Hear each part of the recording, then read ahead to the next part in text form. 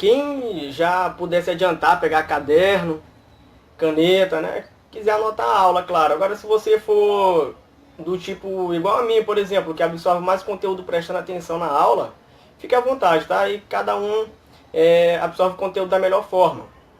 Boa tarde, Marisol.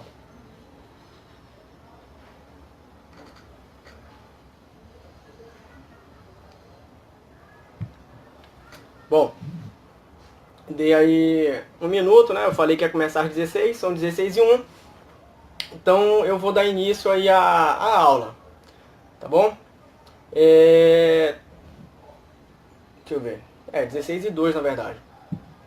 E já tem 10 pessoas online, é bacana, tá? Agradeço a presença de todos. E primeiramente eu queria explicar o motivo de eu estar fazendo essa aula online. O professor Rafael há de concordar comigo que o nosso cenário hoje, para concurso público, ele é muito complicado, né? Visto que a demanda de vagas, principalmente agora com o atual governo, está se reduzindo cada vez mais. E então eu tenho poucas vagas e uma demanda de pessoas querendo adentrar no funcionalismo público a um nível extremamente alto. Então o concurso está cada vez mais difícil. E uma das saídas aqui para o desemprego é esse concurso da Polícia Militar do Estado do Maranhão, né, que vai propiciar aí cerca de 1.100 vagas aqui para a população. Então é bom que a gente se prepare. E como tem muitas pessoas, alguns amigos meus inclusive, não tem dinheiro para pagar um cursinho, né, que seria aí o mais indicado, eu acabei optando por fazer essa live, que é totalmente gratuita, para poder ajudá-los no estudo, tá? Eu estou também com um projeto de abrir um canal no YouTube e aí eu lançar vídeos semanalmente com conteúdo e assim fechar toda a grade curricular de História do Maranhão, visto que esse assunto é bem difícil de ter acesso, né? Muitas pessoas já vieram até falar comigo que iam estudar pelo livro Terra das Palmeiras. Galera, o livro Terra das Palmeiras é um nível fundamental, a prova é de nível médio e esse livro ele cabe muitas críticas, tá? Então não é o adequado. Então eu vou fazer esse canal no YouTube, basta eu aprender aí a editar vídeos e fazer a introdução também. E assim que eu terminar todo esse aparato, eu vou disponibilizar aí o conteúdo e, se possível, também o material em PDF, para que a gente possa fechar esse cronograma aí de História do Maranhão, tá? E aí as pessoas terem acesso a essa história, visto que, poxa, quando a gente sai da universidade, a gente percebe que as pessoas já têm dificuldade com essa disciplina de história. E com a história do Maranhão especificamente, o negócio fica pior ainda, né? Então por isso que eu resolvi fazer esse vídeo, tá bom? Então é isso e vamos lá. Bom, o assunto de hoje é a invasão francesa do Maranhão, tá? Antes da gente entrar nesse termo, que é bem polêmico, né? Essa terminologia invasão, ela já é polêmica. Mas antes de adentrarmos a isso, a gente tem que ter todo um contexto. Sempre na história, quando a gente vai começar uma aula, é bom a gente entender o contexto daquele movimento, né? Daquele assunto. Então vamos lá. No caso específico da invasão francesa aqui no Maranhão, nós temos alguns contextos, tá? Dentre eles, o primeiro que eu destaco sobretudo, o Tratado de Tordesilhas, tá? Professor, mas o Tratado de Tordesilhas não é lá do século XV? A invasão não foi no século XVII? Sim, concordo, tá? Mas ele também tem influência ainda no século XVII, visto que, pelo Tratado de Tordesilhas, para quem não sabe, aí é bom anotar, o Tratado de Tordesilhas dividia o Novo Mundo, né, o continente americano, entre duas potências, tá, europeias da época, que era Portugal, de um lado, e Espanha do outro. E esses dois países, segundo o tratado, eram os que tinham direito de ter posse sobre o novo continente, né, descoberto entre aspas. E aí ficou acertado que da ilha de Cabo Verde até 370 léguas a oeste, todo o território seria de Portugal, tá? Do que fosse de 370 léguas adiante, seria território pertencente à Espanha. Isso quer dizer que o nosso território aqui, né, o Maranhão, estava dentro desse limite de 370 léguas. Isso quer dizer, então, que ele pertencia... Valeu, Jactan! Então ele pertencia, galera, ao Portugal, beleza? Esse é o primeiro contexto. O território do Maranhão, ele, pelo Tratado de Tordesilhas, ele era pertencente a Portugal, tá? Professor, e quem validou esse tratado para que as pessoas aceitassem? O Papa, tá? Que é a autoridade máxima da Igreja Católica. Tranquilo? Esse é um ponto. Segundo ponto que a gente tem que entender é um movimento de cisão, de ruptura, né? De alguns cristãos em relação à própria Igreja Católica. Professor, do que o senhor está falando? Eu estou falando aí da Reforma Protestante. Né? O Martinho Lutero, lá no início do século XVI, ele acaba rompendo com a Igreja Católica e aí ele funda o que a gente chama de protestantismo. Professor, o que é protestantismo? Filhão, aqui no Brasil a gente tende a chamar os protestantes de evangélicos, tá? Aquela galera que também é dita aí como, esse cara é crente, ele é evangélico. Esses, na verdade, são os protestantes, são cristãos que não são católicos e nem espíritas, tá bom? Tem uma visão alternativa da Bíblia. Segundo ponto, tá? Terceiro ponto, por estar passando pela essa reforma protestante, vários países acabam questionando esse Tratado de Tordesilhas. Ou seja, uns exemplos bem claros. França, Inglaterra e Holanda. E esses países acabaram desrespeitando o tratado, tá? Visto que eles não viam um aparato legal para isso. Por exemplo, o rei da França chega a dizer, bom, eu quero ver o testamento de Adão e Eva dizendo que esses territórios da América pertencem a Portugal e Espanha. Quem foi que deu esse território para Portugal e Espanha? E aí esses países começam a fazer a pirataria, começam a vir nas costas do Novo Mundo, né, da América, e começam a ter contatos e desrespeitando o Tratado de Tordesilhas. Tranquilo?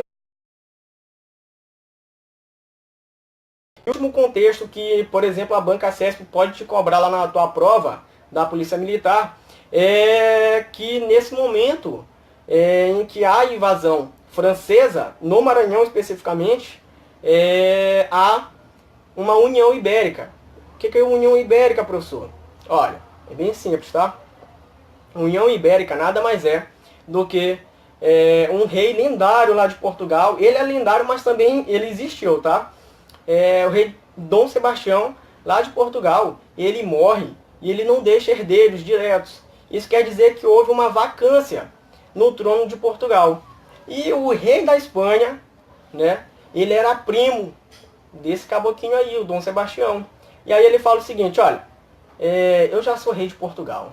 Desculpa, de Espanha, né? O que me custa ser o rei de Portugal também? Poxa, ter 2 reinos. Né? Imagina que legal, cara. O cara tem 2 reinos aí pra ele cuidar.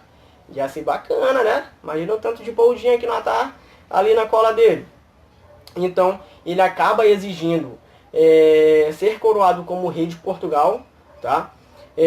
Por meio da força mesmo, intimidando. Olha, se eu não conseguir o reino de Portugal para mim, eu vou invadir esse território com o meu exército.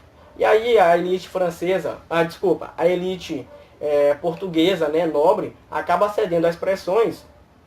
E aí, então, o rei da Espanha acaba se coroando também como rei de Portugal, tá? Ou seja, ele é rei de Portugal e é rei da Espanha.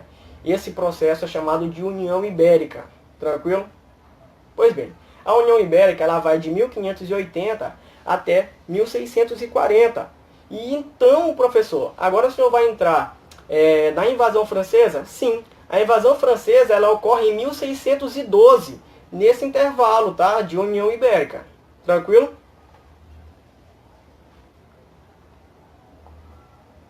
Rafael, estudar um pouquinho, cara. Vamos lá. Galera, até aqui, tá? Se tiver qualquer dúvida, eu tô lendo aqui os comentários a qualquer momento. Professor, não entendi isso, ou o áudio não ficou bom, dá para repetir? Por favor, gente, faça a pergunta e eu vou ter o maior prazer em respondê-las, tá bom? Então vamos lá. Como é que funcionou, então, esse processo de chegada dos franceses até o Maranhão? Olha, ele não foi de forma homogênea, tá? Os franceses, Uma das primeiras vezes que eles desrespeitam o Tratado de Tordesilhas, eles vão lá para o norte da América e fundam uma colônia lá chamada, que a gente chama hoje de Canadá, né? Principalmente na região ali do Quebec. Para quem não sabe, Quebec é uma região lá do Canadá que até hoje a língua mãe, a língua materna, a primeira língua que eles aprendem não é o inglês, tá? É o francês. Só depois, quando eles vão para as escolas, é que eles acabam aprendendo o inglês. Mas no Canadá, oficialmente, são duas línguas oficiais. O inglês e o francês, tá? O francês, porque a França acabou tendo o Canadá como sua colônia. Então, isso ocorreu em 1534, onde a França acaba tendo tomado a posse lá da América do Norte. Beleza? Então, um desrespeito ao Tratado de Tordesilhas. Lembram lá que eu falei que os franceses acabavam desrespeitando esse tratado? 1555, novamente a França desrespeita o Tratado de Tordesilhas e agora em solo brasileiro, né? Ela acaba invadindo a região como a gente conhece hoje de Rio de Janeiro. Ela invade aquele território, tá? Se fixa ali por cerca de 5 anos e aí tem um processo de expulsão também lá do Rio de Janeiro, beleza? Então, show de bola. Já no norte do Maranhão, ela percebe que essa região ela é pouco fiscalizada pelos portugueses. Não que os portugueses não dessem importância à região, tá?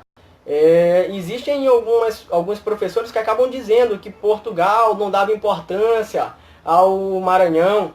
Bom, gente, não se trata disso, tá? Se trata somente de oportunidade. A oportunidade de negócio, de lucro, para o Portugal estava mais voltada para o comércio da cana-de-açúcar, né, dos engenhos de açúcar. E isso estava de forma bem produtiva ali na região do Pernambuco. Então, se eu tenho uma região extremamente produtiva, para que eu vou gastar dinheiro indo lá para o Maranhão, se eu nem sei se lá é propício a esse novo comércio, e aí eu vou gastar dinheiro? Não, eles estavam em Pernambuco, estavam se dando bem lá, os engenhos de açúcar tudo tranquilão, então eles permaneceram lá, tá? Eles sabiam que o Maranhão era de posse deles, até mesmo fizeram algumas incursões para chegar aqui por terra e por mar, só que eu tinha aí a presença dos índios, que era bem complicado passar dos índios, né? E por mar, muitos navios acabavam naufragando na Baía do Boqueirão, que é aqui perto do Anjo da Guarda, perto onde eu estou, na Praia do Amor, tá? Então, beleza. Portugal, ele tinha sim a intenção de colonizar essa região do Maranhão, mas ele não tinha recurso, tá? Ele não tinha dinheiro, money. Então ele acabou deixando ali o Maranhão reservadinho. A França percebe isso, começa a fazer a pirataria, bem na manha, né? Bem devagarzinho, e acaba se fixando ali na região, tá? Deixa ali algumas pessoas que acabam tendo contato com os índios do Maranhão, que são os tupinambás, certo?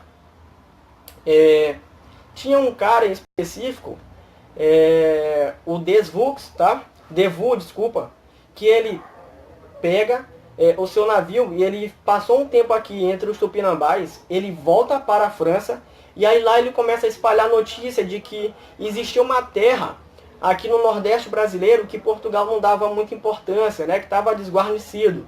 E aí essa terra era extremamente rica na sua fauna e na sua flora, propícia a colonização francesa nesse território.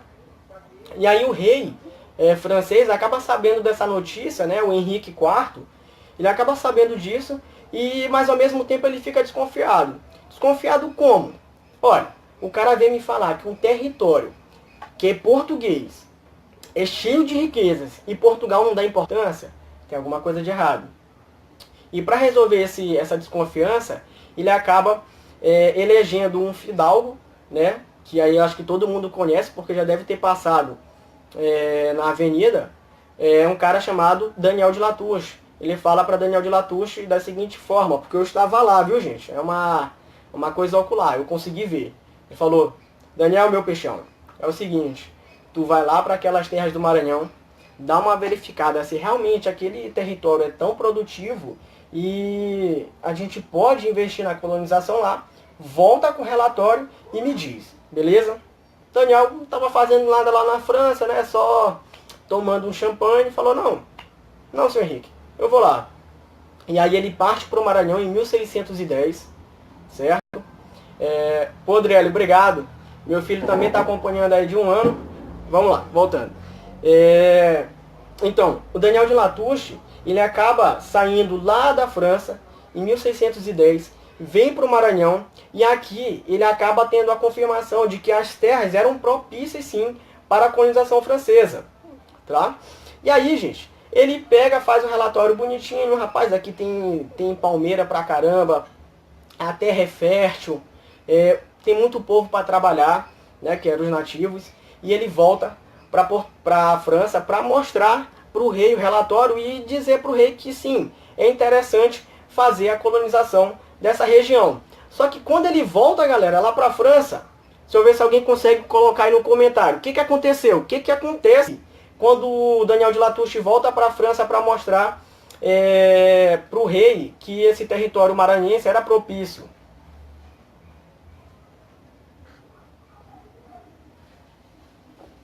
Professor, show de bola, tá? Eu que agradeço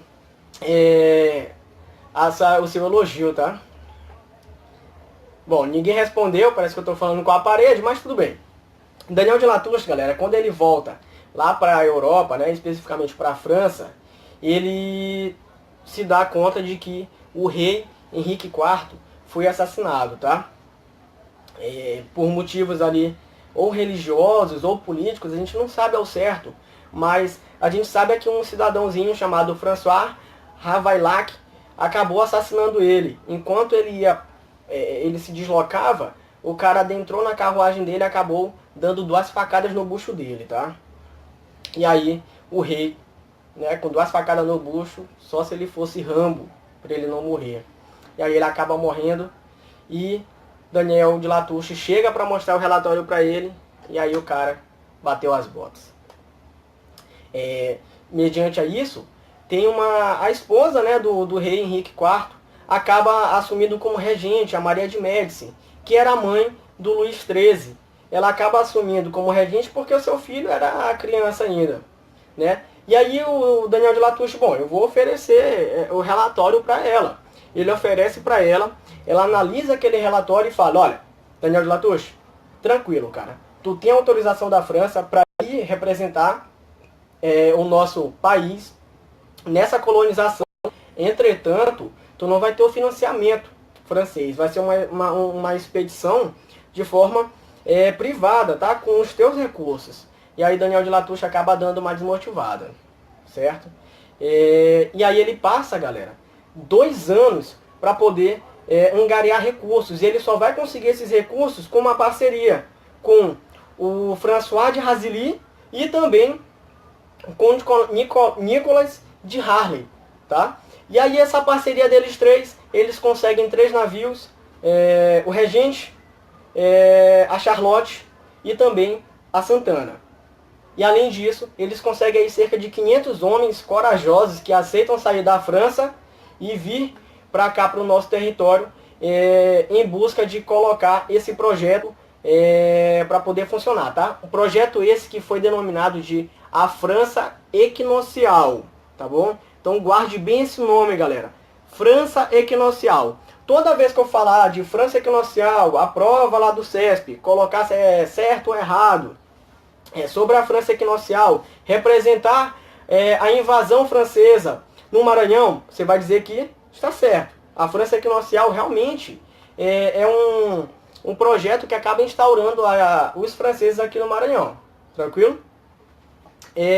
Então esse projeto ele é de fato iniciado, tá? Com ali a união desses 3 camaradas. Eles vêm para cá com 500 pessoas e 4 padres da ordem dos capuchinhos, liderados pelo De Vaux e pelo um padre lá que ficou bem conhecido, é bem conhecido de nós historiadores, que é o padre Claude d'Abbeville, certo? Eles vêm para cá, a jornada ela é bem complicada, falta de alimento, falta de água potável, e eles dão uma parada num paraíso, tá? Que até hoje pra gente é um paraíso, que é lá em Fernando de Noronha.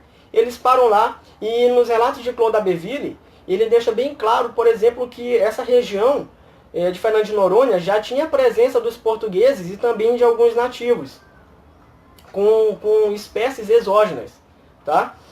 E aí lá eles abastecem, né, os seus mantimentos com água potável novamente, e aí de lá eles seguem em direção ao destino final. O destino final é aqui no Maranhão, certo? Eles chegam aqui no Maranhão por volta de 26 de julho de 1612. Eles chegam aqui, mas não especificamente em São Luís. Eles chegam numa ilha que está ali na Baía de São José, que é a ilha de Upaumirim. E Upaumirim, na língua dos nativos, ela quer dizer ilha pequena. Isso porque existia uma ilha maior, que era a ilha de Upauaçu, que a gente conhece hoje como São Luís. Então, Daniel de Latouche e sua expedição chega em Upaumirim, e lá Daniel de Latouche acaba tendo a recepção dos nativos que lá já habitavam, e aí ele fala que ele tem medo de ir direto para a ilha de Upauaçu, visto que lá a quantidade de índios era bem maior, então podia ter um confronto. O que ele faz então para resolver esse confronto, esse futuro confronto?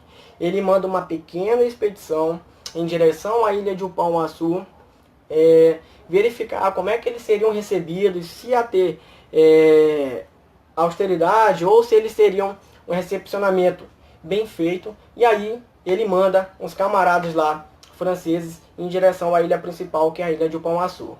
Os caras vão, são bem recebidos, e aí voltam para a ilha de Upaumirim, que aí já tinha sido rebatizada para a Ilha de Santana.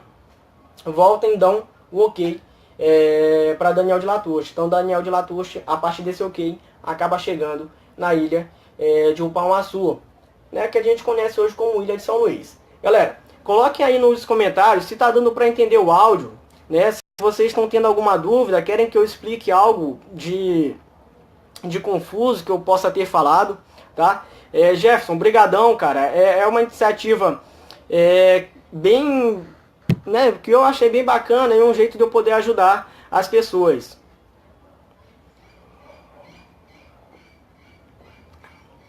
Obrigado, Bela.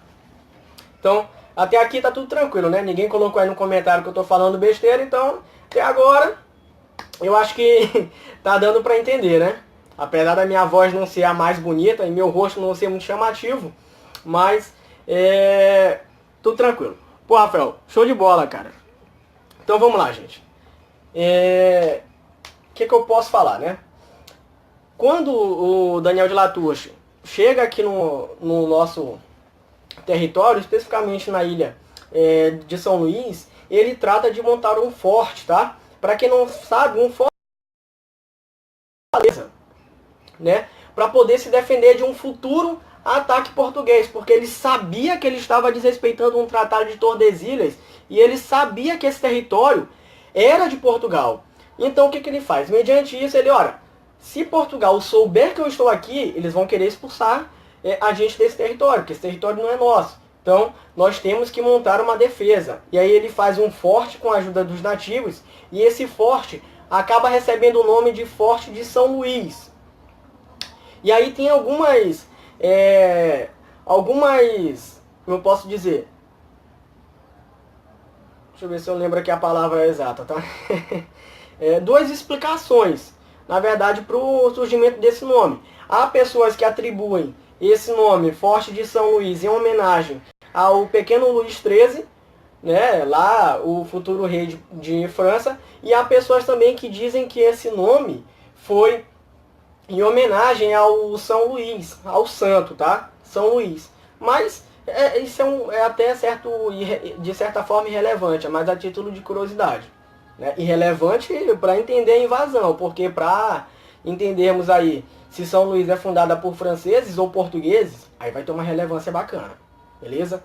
Mas o que a gente precisa entender é que esse forte, ele é levantado e ele é inaugurado em 8 de setembro de 1612, com uma missa e a fixação de uma cruz católica. Esse ato de fincar a cruz e de ter uma missa garante aí a Daniel de Latouche a posse desse território, tá bom? Perceba bem, gente, isso pode ser questão de prova. O fato de os padres terem rezado uma missa, fincar uma cruz, inaugurar o Forte de São Luís garante a posse desse território para os franceses, tá? É daí que vem a ideia de que São Luís foi fundada pelos franceses. É a partir desse ato, em 8 de setembro de 1612, tá? Com uma missa e fincar a cruz além da missa. Tranquilo? Bom, só a título de curiosidade, eu falei aqui que eles foram bem recebidos, né, pelos nativos. E sim, eles foram bem recebidos, mas o Claude Abbeville, ele acaba fazendo uma escritura, né, que é a história dos padres capuchinhos na Ilha do Maranhão e terras circunvizinhas, onde ele acaba escrevendo dois, tá? Eu botei 2 e apareceu 4 aqui, né? Tá aqui. Ele acaba ele acaba escrevendo 2 discursos de índios, o Japiaçu e o Momboré-Uaçu. Qual a diferença desses dois? Eles falaram a mesma coisa? Não. O Japiaçu era um índio, segundo Claude Abbeville, extremamente favorável à presença francesa aqui no Maranhão. Segundo ele, o Japiaçu acabou justificando que ele preferia o contato e a colonização pelos franceses, pois os portugueses eram extremamente agressivos. Ele já teve contato com os portugueses lá em Pernambuco e teve que fugir, porque os portugueses queriam escravizá-lo, queriam fazer guerras, né, para poder matá-los e exterminá-los. Então ele acabou preferindo se aliar aos franceses. Então, segundo Claude Abbeville, Japiaçu era favorável à presença dos franceses, que ele chamava de Mair, ok? E, em contrapartida, o outro índio, o Momboré-Uaçu, ele é totalmente contrário à presença portuguesa e à presença francesa. Segundo Momboré-Uaçu, não importa se é francês ou se é português. O fato deles serem cristãos, né, europeus, já coloca a vida dos nativos em risco, porque todos eles queriam tomar vantagem em relação aos índios, portanto ele não prefere nem português e nem francês. Ele prefere a vida dele como um índio, livre, ali com a sua tribo, tá bom? Esse discurso ele pode sim ser tema de prova, tá, gente? Então, por favor, internalizem isso e tá bom? Existiu sim o discurso de 2 índios, é um dos poucos discursos dos colonizados que é transcrito, certo? E aí é 2 visões, a do Japiaçu e a do Momboré-Uaçu. Essa do Japiaçu, totalmente favorável à dominação francesa, ela é questionada por um cara, pelo Darcy Ribeiro. Ele acaba dizendo que esse discurso de dizer que o índio aceitava de bom grado, conforme está escrito lá, a dominação francesa, é um discurso inventado por Claude Abbeville. E o único discurso real é o discurso do Momboré-Uaçu, que é totalmente contrário à colonização de ambos. Tá? Mas também há autores que falam que, na verdade, o Japiaçu sim existiu e que, na verdade, ele era muito esperto, não batendo de frente com os franceses, não causando a exterminação do seu povo. Tá bom? Então tem essas visões, essas interpretações desses 2 discursos. Mas o importante saber é que sim existiam discursos, eles eram análogos. Enquanto um, Japiaçu, preferia a presença dos franceses e não a dos portugueses, que ele chamava de Peró, o Momboré-Uaçu não quer nenhum, ele quer a soberania dos nativos. Beleza? E aí, passou essa fase, tá, gente? De instalação dos franceses aqui na Ilha do Maranhão, com a inauguração do Forte de São Luís, os portugueses acabaram sabendo dessa presença dos franceses aqui no território. Galera, agora tu imagina, né? Eu sei que tem pessoas aqui que tem pai ou mãe que às vezes tem um terreno, né? Um terreno ali para a área do Maracanã ou qualquer outra área aqui do nosso território, né? E aí tu imagina, no caso aqui, Rafael, teu exemplo aqui, imagina tu mora aqui no Anjo da Guarda e aí tu tem um território, né, um sítio lá em São José de Ribamar. Tu não usa aquele sítio, cara, tu deixa lá guardadinho. E aí chega um camarada lá e invade aquele sítio. Rapaz, mesmo que tu não use esse território, na hora que alguém invade, rapaz, te sobe uma raiva, não sobe, doido? Tu fica boladão. E aí tu quer expulsar o cara, tu entra na justiça para expulsá-lo. é o mesmo processo, gente, que os portugueses vão passar, tá? Eles não usavam as terras do Maranhão. Tava lá, ele não usava. Mas quando o francês adentra aqui e tem uma intenção de colonizar essa região, rapaz, os portugueses ficam doidos, cara. Eles querem expulsar os franceses a qualquer custo. E aí, as ordens de expulsão dos franceses aqui da ilha de São Luís, ela vem lá de Madrid. Pois só, mas por que de Madrid? Porque o rei da Espanha dominava tanto Portugal quanto o Brasil, tá? E aí ele manda as ordens para o novo governador-geral, que era o chamado Gaspar de Souza, vir tomar posse como governador-geral do Brasil e também com uma ordem de o Gaspar de Souza organizar uma expedição para poder fazer o processo de expulsão dos franceses aqui desse território, visto que esse território ele era português, tá? Além disso, além desse território ser português, ele dava acesso aos territórios espanhóis. Então o rei da Espanha acaba se precavendo de dois lados, tá? Perder, ora, os territórios de Portugal ele não quer perder, e também ele não quer para os franceses chegarem aos territórios da Espanha e também ter aí o risco de perdê-los, beleza? Então Gaspar de Souza organiza uma expedição lá em Pernambuco e ele dá o comando dessa expedição a Jerônimo de Albuquerque, e aí Jerônimo de Albuquerque parte em direção ao Maranhão, né? Ele fez aí aproximadamente 3 tentativas de chegar aqui, e aí ele não consegue a primeira e nem a segunda vez, sobretudo pelas dificuldades de chegar no território, né? Mas na terceira vez sim ele consegue chegar aqui no Maranhão. Existe um outro cara que veio lá de Portugal para cá, que é também muito importante, que é o Diogo de Campos Moreno. Ele era português e ele chega e se junta à expedição de Jerônimo de Albuquerque. Só que o que Gaspar de Souza faz, o governador-geral? Ele divide esse poder, tá? Olha, o poder maior dessa expedição ficaria com Jerônimo de Albuquerque. Ele que é o capitão-mor, é o capitão maior dessa expedição. Mas o Diogo de Campos acaba recebendo o título de sargento-mor, né? O sargento maior. E aí, toda iniciativa fica com Daniel de Latouche, mas ela precisa da aprovação de Diogo de Campos, tá? Essa divisão de poder ela é bem complicada porque ela vai causar a confusão entre eles dois. Olha, se tem 2 pessoas que mandam, né? Tem muito cacique, pouco índio, acaba dando confusão, beleza? Mas ele ainda não chegou no momento de confusão.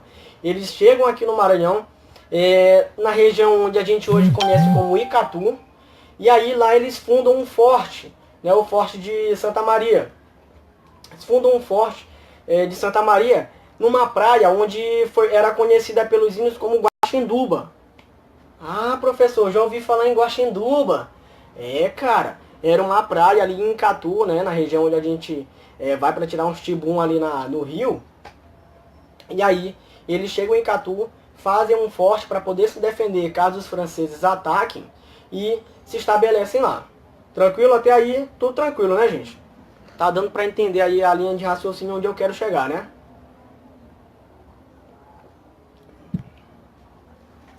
E exatamente, Rafael, vai causar atrito, treta. Então, galera, quando eles chegam lá no forte de Santa Maria, eles acabam sim tendo atritos, né, de como proceder, se vão atacar os franceses, se vão esperar o ataque dos franceses, a tal ponto que eles se desentendem, o Diogo de Campos e o Jerônimo de Albuquerque, porque o Jerônimo de Albuquerque acaba recebendo a visita de alguns índios. Ah não, beleza, Nax, eu não vou excluir não, cara, eu vou deixar. Vou deixar assim, eu vou também salvar ela e tentar colocar essa aula no YouTube, tá? Pra galera que não me tem no Facebook poder acessar esse conteúdo, para ele não ficar perdido. Beleza? Valeu. Então, galera, o Jerônimo de Albuquerque, ele acaba recebendo a visita de alguns índios da Ilha de São Luís, né? Aliados dos franceses, onde esses índios acabam se contradizendo. Alguns dizem que os franceses tinham ido embora e outros diziam que existiam muitos franceses na ilha. E aí o Jerônimo de Albuquerque acaba acreditando que os franceses já tinham ido embora e não resolve atacar. O Diogo de Campos, ele acaba ficando boladão, cara. Olha, ele tinha plena certeza que os franceses era um acordo com esses índios para poder atacar. Galera, não deu outra. O Diogo de Campos realmente estava certo, tá? Os franceses atacam o Forte de Santa Maria, e essa batalha ela fica conhecida como Batalha de Guaxinduba, certo? E aí tem dois pontos. Professor, qual a importância dessa batalha? A Batalha de Guaxinduba, eu já ouvi falar sobre isso. A importância é que ela dá início ao processo de expulsão dos franceses. E ela ocorre em 1614, tá? 19 de novembro de 1614, para quem quiser anotar. E ela dá início ao processo de expulsão dos franceses. Qual outra importância? A outra importância é que os franceses estavam numericamente muito superiores aos portugueses, tá? Os portugueses chegaram aqui aliados a alguns índios pernambucanos chamados tabajaras. E aí dava aí em torno de 250 portugueses, mais 500 índios, né? Quase uns 700, 800 soldados. Enquanto que os franceses, só de índio, tinha 2.000 do lado deles, tá? Aproximadamente. Então só de índio já era muito superior, além das frotas francesas. E aí, gente, os franceses atacam ali o Forte de Santa Maria, na batalha que ficou conhecida como Batalha de Guaxinduba, e eles acabam perdendo essa guerra, ainda que o número deles fosse maior. Professor, como é que explica essa derrota, visto que eles eram numericamente muito maiores? E aí, gente, quem quiser anotar, por favor, eu peço até que anote mesmo. Nós temos aí aproximadamente 3 motivos, tá? Para essa derrota. O primeiro deles, que é defendido, por exemplo, pela Lourdinha de Lacroix, é de que os franceses estavam acostumados a um tipo de guerra que ele não era praticado e praticável no Brasil. Professor, que guerra é essa? Os franceses estavam acostumados a ficarem postos de um lado e o seu inimigo do outro, num campo aberto. E aí o exército se chocar no meio. Igual a gente assiste nesses filmes de guerras da Idade Média, né? A cavalaria de um lado, a outra cavalaria do outro. Também aparece muito na série Vikings. E aí se choca, tá? Mas aqui no Brasil, quem já assistiu aí aquele filme Velozes e Furiosos, os portugueses, quando viram os franceses alinhados com a sua tropa, falaram igual o Vin Diesel. Aqui é Brasil. Se aqui é Brasil, a forma de guerra, ela não é de campo aberto, tá? A forma de guerra, ela é uma guerra que vai ser denominada como guerras brasílicas. O que são guerras brasílicas? São guerras onde o intuito é fazer emboscada e armadilha e não atacar de forma direta. Então os portugueses, segundo a Lourdinha, por exemplo, caramba, a casa vai cair. Então, gente, segundo a Lourdinha, por exemplo, os franceses perderam a guerra porque os portugueses usaram as táticas de guerras brasílicas para poder vencer a guerra. Faziam emboscadas, faziam armadilhas e aí mesmo com um número menor, eles acabaram ganhando a guerra. A outra explicação é de que os portugueses e os franceses acabaram fazendo um acordo. E aí Jerônimo de Albuquerque envia algumas cartas para Daniel de Latouche. Daniel de Latouche envia umas cartas para Jerônimo de Albuquerque e aí começa aí um clima de romance entre eles dois. Brincadeira, tá, gente? Mas eles acabam tendo uma cordialidade até o momento que o Jerônimo de Albuquerque consegue convencer o Daniel de Latouche a ceder, né, a poder não mais resistir à guerra portuguesa, e aí é feito um acordo. Esse acordo, segundo o que consta, daria direito a Daniel de Latouche, o senhor de La Ravardieres, o direito à indenização pela sua frota e pelo seu quantitativo de munições, algo do tipo. Ele ia ganhar indenização sobre isso, desde que ele desistisse dessa invasão francesa e desse o Forte de São Luís para a posse de Portugal, e aí ele acaba então cedendo. Essa é a segunda explicação.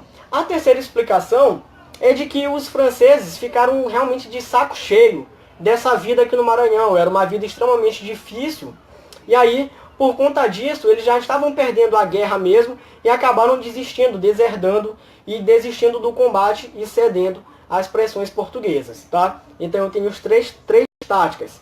Guerras brasílicas, que é a guerra de emboscada e armadilha.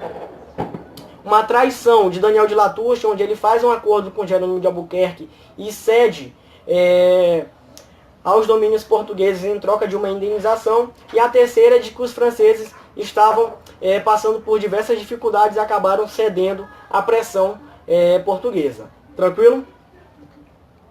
Professor, muito obrigado, tá? Aprendi aí com professores excelentes aí na UEMA.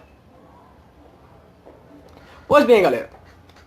Após o Jerônimo de Albuquerque conseguir essa vitória, o Daniel de Latouche ele acaba se fechando. Sim, Rafael. Eles ficavam realmente em pontos estratégicos. Concordo contigo. Realmente, tá? Galera, após esse acordo, o Daniel de Latouche, ele vai para o Forte de São Luís, que como o Rafael colocou aqui no comentário, fica localizado onde hoje é o Palácio dos Leões, tá? Ele fica naquele palácio esperando naquele forte, o Forte de São Luís, esperando a que foi acordada com Jerônimo de Albuquerque. Só que é engraçado, né, gente? Toda vez que você pensa que você tem autoridade máxima sobre determinado assunto, sempre tem alguém maior do que tu. Acho que tu já reparou isso, né? Jerônimo de Albuquerque, ele se achava o cara. Olha, eu sou o Capitão Mor, eu fiz um acordo com Daniel de Latouche, né? Acabei com a guerra, fiz meu nome. Só que, gente, ele era o Capitão Mor do Maranhão. Ele não era o Capitão Mor do Brasil. O Capitão Mor do Brasil era um cara chamado Alexandre de Moura. E quando ele volta lá de Portugal e ele vem ver a conquista do Capitão Mor, Jerônimo de Albuquerque, ele fala assim: Ei, Jerônimo, quem te deu autorização, cara, pra tu fazer acordo com o Daniel de Latouche? Tu tá doidão? Né? Quem te deu isso? Tu acha que tu é quem? Eu sou o Capitão Mor dos capitões, né? E aí ele não acaba fazendo esse acordo e ele leva preso o Daniel de Latouche para Pernambuco. E aí essa solução ela só vai acontecer quando Gaspar de Souza, o governador-geral, aceita assim fazer esse acordo firmado por Jerônimo de Albuquerque. E aí ele acaba dando uma compensação, uma indenização para Daniel de Latouche em relação a essa invasão francesa. Muito por conta do medo que eles tinham de Daniel de Latouche voltar para a França com nova expedição para tentar retomar o território conquistado ali na Batalha de Guaxinduba. Beleza? Então, galera, eu creio que deu para fazer a compreensão desse processo de invasão francesa e também da Batalha de Guaxinduba, do conflito, né? E eu espero ter ajudado, tá? Tem alguma dúvida, gente? Na próxima aula, que eu penso que eu vou colocar no YouTube, eu não sei, né? Eu tenho que aprender a mexer mais com esses mecanismos.